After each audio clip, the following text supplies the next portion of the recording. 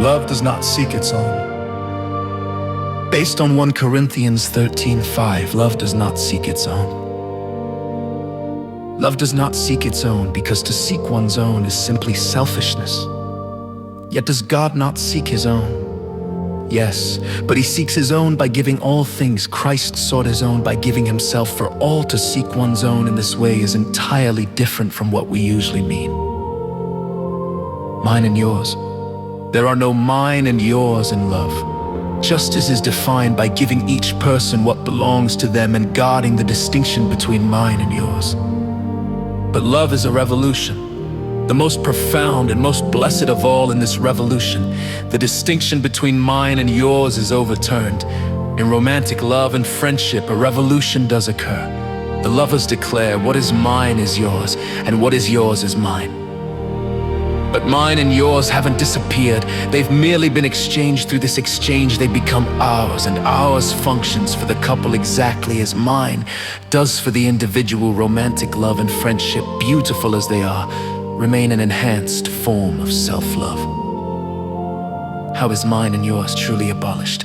Remove yours entirely, refusing to acknowledge what belongs to others, and you get crime. The thief recognizes no yours and thereby forfeits his own mine.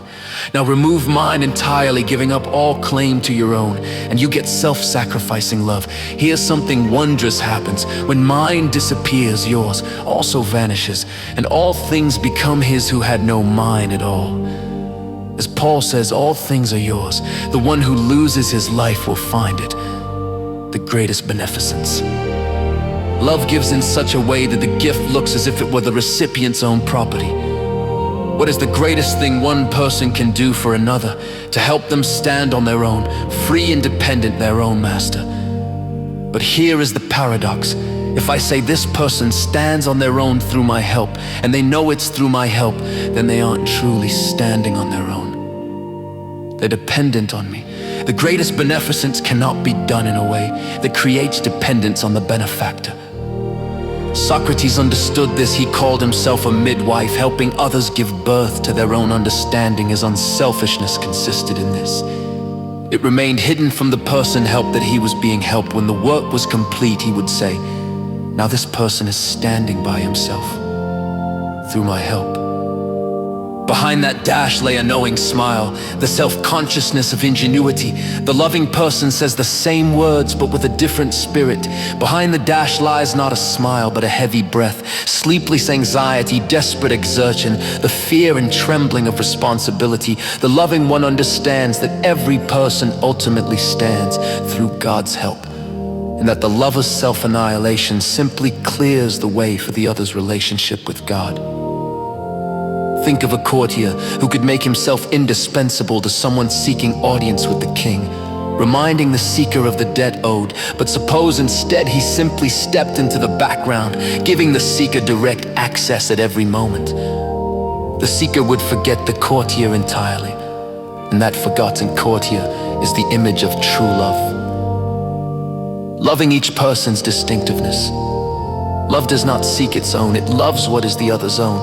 Consider nature. With what infinite care God tends every diverse thing, even the least, most unimpressive flower. It is as if it said to love, let me become something distinctive.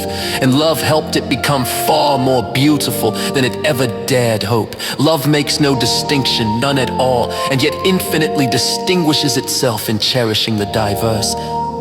The rigid, domineering person demands everyone be transformed into his image.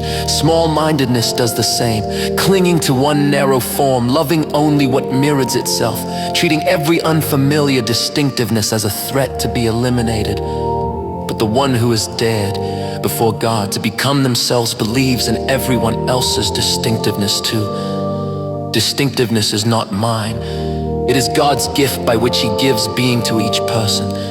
The omnipotent one creates out of nothing, yet gives each creature a distinctive individuality. A life hidden in a dash. The loving one's whole life fits into a dash. I worked as hard as anyone. What did I accomplish? A dash. I suffered as deeply as love can suffer. What did I gain? A dash. If his work were visible, he would have worked less lovingly. His life is poured out entirely into the existence of others. Is such a life wasted?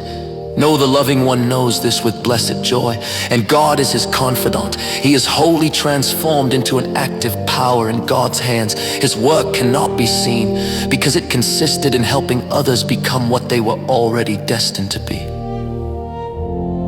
themselves.